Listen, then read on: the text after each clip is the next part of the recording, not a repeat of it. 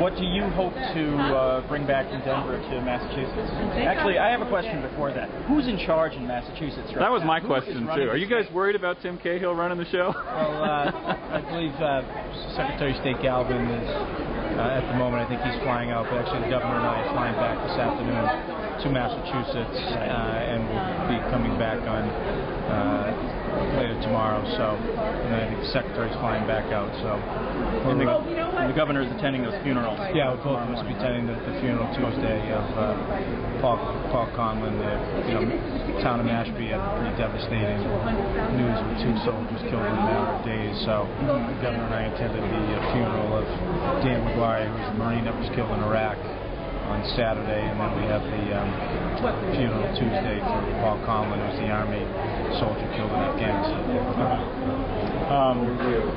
And so you'll be heading back out on Tuesday? That's the plan right now. That's subject to change. And what are you hoping to bring back from Denver to Massachusetts?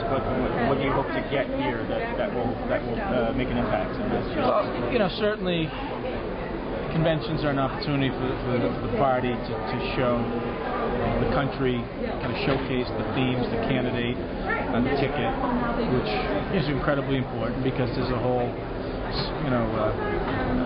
swath of voters who don't participate in primaries, but now just begin to focus to get ready for November. And it's an important opportunity over the course of the week for the party to kind of present those candidates and the themes for the campaign to the rest of the country and to those kind of general voters. But I think for those of us that are here, there's a few things that are critically important. Yeah, there's the energy and enthusiasm, which I think we're going to have a lot of, especially with Senator Kennedy apparently going to be here to address the convention. So he is coming, to your understanding? That's my understanding. Senator Kennedy is in Denver and is going to be speaking. But what I think the most important thing for us to take out of this is an opportunity to begin the organizing and really the grassroots type of efforts that are going to be needed to win this campaign. And for those of us in Massachusetts, it's locking down Massachusetts, but also redoubling our efforts in New Hampshire and in Maine. I mean, John McCain is a favorite son of New Hampshire. They have saved his presidential campaigns on 2 occasions. And we have a Senate race that's incredibly important, both in New Hampshire and in Maine, where we have a real opportunity to capture seats in the Senate. So there is plenty of motivation for us to kind of come together as a cohesive unit and recognize how do we plug in our campaigns, our organizations, our supporters in a tangible way into New Hampshire, into Maine, and other places as needed. Go ahead. I was just going to jump quickly to Massachusetts for a minute and just say, you and Governor Patrick, of course, had a very productive session, as it turned out. And just wondering, what do you see the priorities are for 09-10, and what do you see your role in particular being in pushing that agenda forward? Well, I enjoyed my job tremendously with the governor. When you run for lieutenant governor, you kind of roll the dice twice. Can you win? And then if you win, can you have a seat at the table? And the governor's given me a seat at the table to present my ideas and thoughts on things. At the end of the day, the decisions of the governors as they should be. But what I enjoy about him is that he welcomes people's opinions and push back on different items, and I think it helps make better decisions at the end of the day. I think the issues that we're going to be focused on is going to be education and how do we begin the implementation of the Readiness Project. I think this November we'll receive the report from the Readiness Finance Commission, which will present some ideas of how we fund different aspects of the Readiness Project, and there may be aspects of that we would then work into our budget in January, so that we can kind of begin that process of implementing some of the things. Clearly, when the Readiness Project was laid out, 50 ideas, some are going to take 10 years to implement them all, but there's some that we can continue to build on and implement now. The challenges that we face in the transportation agencies is front and center. We've been handed two agencies, the Turnpike Authority and the MBTA, that were leveraged to the hilt by Republican executive branch. And so we've got to find a way out of that, and we are trying to find efficiencies and reduce costs, but we're going to have to present a transportation plan sometime next year. So those are two, I think, major challenges, and then the budget is the third piece, with some of the revenue figures coming out for July and August being below benchmark.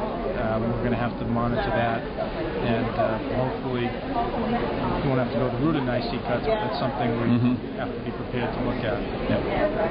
And so those are the issues, and then continue, to work on some of the interagency councils and some of other issues that under the bailiwick of the Lieutenant Governor via the executive orders and Governor's Council stuff. So, can I follow up on one thing?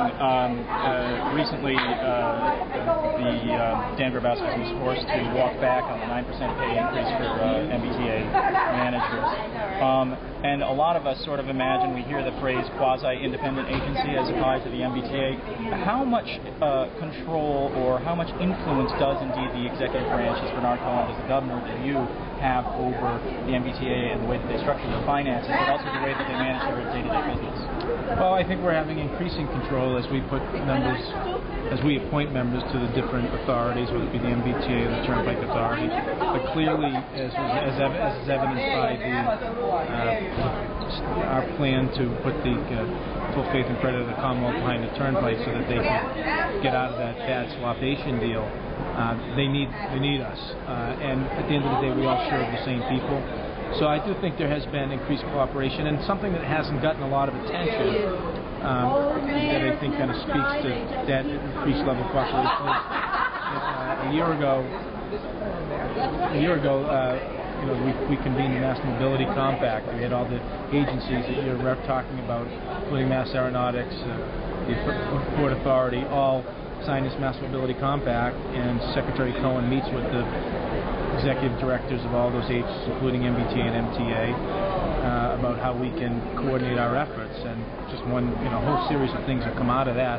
One very tangible thing that I think people can relate to or see on a day-to-day basis is, you go to the Registry of Motor Vehicles now, you can buy a fast pass. Previously, you had to go to a special turnpike office that weren't convenient to get to. So there's a lot of those types of things that are happening, and not only is Bernard Cohen and the heads of the different transportation agencies, but also the CFOs, COOs are at those meetings to say, how do we work together and cooperatively. And I think that is kind of that exercise saved money, led to better coordination of services, but has also given us some insight as to how we might potentially present a new kind of way we deliver transportation. And that's what we're kind of working on now. So. Thanks very much. Yeah. Thanks a lot. All right. Great to talk to you. Be around.